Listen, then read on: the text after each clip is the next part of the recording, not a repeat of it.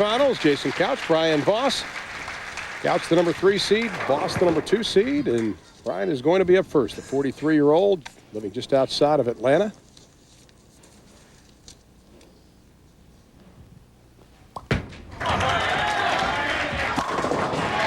Boy, Brian, you know, Parker, talking to Brian before the match, he spent some time in the last couple of weeks really working on his slide, working on his stroke. He comes in focused for this. I'll tell you what, Brian hasn't made a show in obviously quite a few tournaments here, and I think he's going to be strong. Well, his first show was our first telecast of the new season in Peoria. But, you know, here's an interesting note, Parker, we just got from Paul Kaler, our statistician. Jason doesn't have the same look that he's had all week. Switched to a ball that skids a little bit further. Yes! This is the way you open it up, huh? Maybe tell us about why he would do that, Parker. Well, Jason was saying that the lanes were a little tighter down the lane. So even though he went to a ball that skids a little bit further, he's probably looking to keep it on line a little bit longer and keep the pocket in play. And I'll tell you, him playing a fifth arrow, he gets it going. He's going to be strong, too. That's how he got to the semifinals. Defeating Brian Alpert 3-0 was a very impressive match last night. Comes in on a hot streak. The number 5 ranked player on the PBA Tour, over $67,000 won, but his first television finals in the new format. Parker, I think what stands out, first of all, is that Jason Couch seems to be playing so far inside, but he seems more comfortable playing that far inside. He really does. Jason on the left side has definitely got the power game that a lot of left-handers do not have. And he falls into his forte when he gets in around 4th or 5th arrow. It's advantage Jason Couch. He's 10 boards left of where Ricky and Hugh Miller were in the match before. I'm sorry, 10 boards right. Well, he knew it. So Jason Couch opens up, strike spare. Brian-Voss opened up with a strike in the first. I get that left-right thing confused sometimes, Parker. Just work with me here. 20 career titles, the PBA Player of the Year in 1988. 1994 was into the Hall of Fame. Whoa.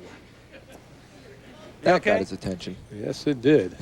Little curtain fall down there, no big deal. Not a problem. Reset that. Currently number 5 on the PBA's all-time money-winning list. I think the thing that you really need to watch with Brian-Voss's swing is how short and compact his swing is. And when you're bowling on a long, lengthy lane condition, very easy to control your speed. Oh, it's a great shot. That was a great shot for ring and 10. Wouldn't you agree? I mean, you have a high backswing like Jason. It would seem to me that it would be very hard to throw it slow. Much easier to throw it real hard. Most people say that was your fault, but see, I'm a nice guy. It was not your fault. Brian talking with the crowd, saying, don't worry, it wasn't your fault that I had that. And you can see what he has done. You know, I think in match play, or I may be mistaken, but I don't think Brian had a game under 200 this whole tournament. That's how consistent he is bowling. I'll tell you what, though, you got to look at what Randy's pointed out to. The fact that he can keep his ball swing that much lower, he keeps the speed under much better control, I'll say, than Jason is at the beginning, and that enables the ball to read the lane a lot better. You know, and Randy, we were talking to him beforehand. He talked about the dozen hours or so he spent on the Cat's lane, just the video lane, just trying to look at his stroke and find out what has been wrong the last couple of years. And the thing that he really found out about, he needed to work on his footwork, in particular his third step. Well, in our first match, the 7 hung around a lot. We had 7 sevens left during the match, but in this one, it's the 10. 3 good shots, 3 shots that hit the pocket. And looking at the Cat system, his ball speed is identical 3 shots in a row, only varying by 0.2 of a mile an hour. Very, very accurate early on. And again, it's real easy for Brian to control his speed. Speed is definitely going to be critical, especially when it comes to carry.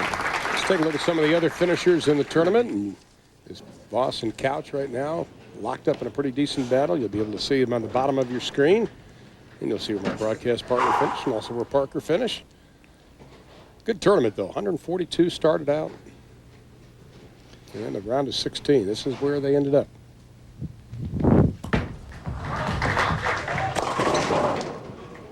Well, now is Jason questioning the way he's throwing the ball and where he's lining up.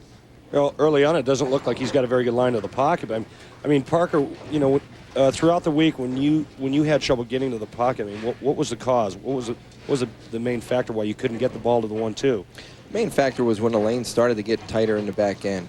Jason and me were talking about it earlier, and he said that as the carry down got there, his carry really diminished and his pocket percentage started to decrease.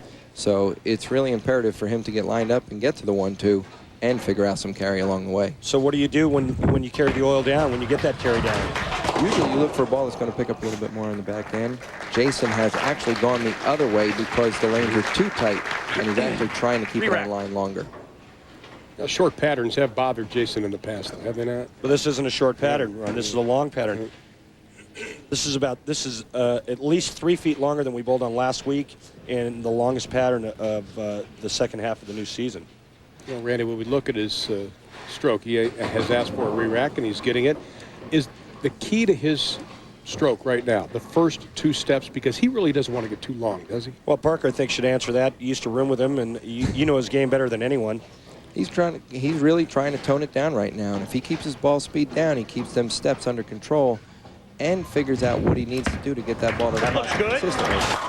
Just like that. And I think what's interesting to note is that, Ron, you touched on it, the fact that he's working on his first 2 steps.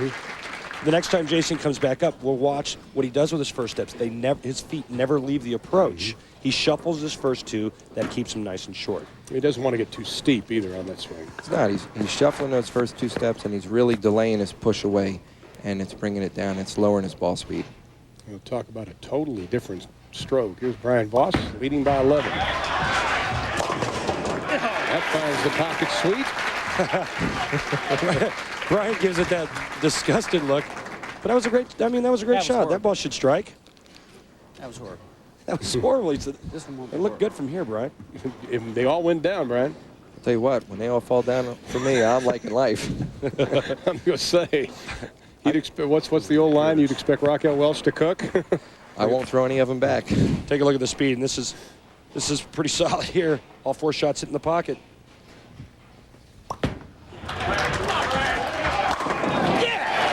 First TV final since September in Peoria, as Randy mentioned, where he finished third. Shot. You know, Ron, Parker, Brian told me last night that he loved the lane condition. Well, he's got a 21-pin advantage. Here's the footwork and the shot. See, what he worked on was that third step. He said it was going too far to the left. Worked on getting it to go much straighter. Speed, board. See if Jason Couch could get untracked here in the 5th. Look how deep he is. He's in there.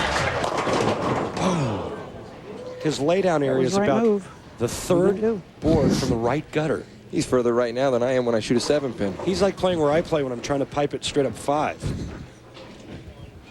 He's really moving around. He's trying to find that spot.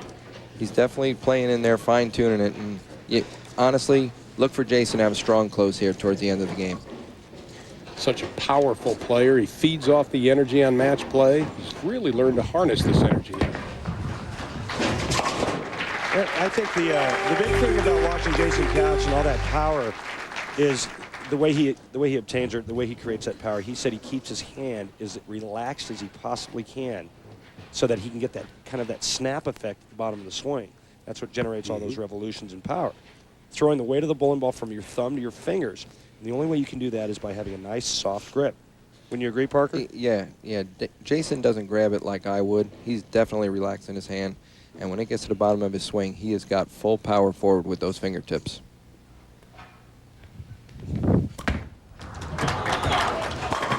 Look at There we go. Like that.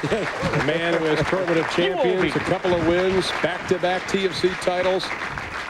He got the best of that rack. Yeah, he got all of that, Rack. Still trailing by 23 pins. Parker, thanks for spending some time with us. We'll see you in Dallas in a week. All right, Ron, thanks. I look forward to it. Right now, it is Jason Couch trailing Brian-Voss. Will return to Las Vegas, Nevada for the Las Vegas Open in a moment.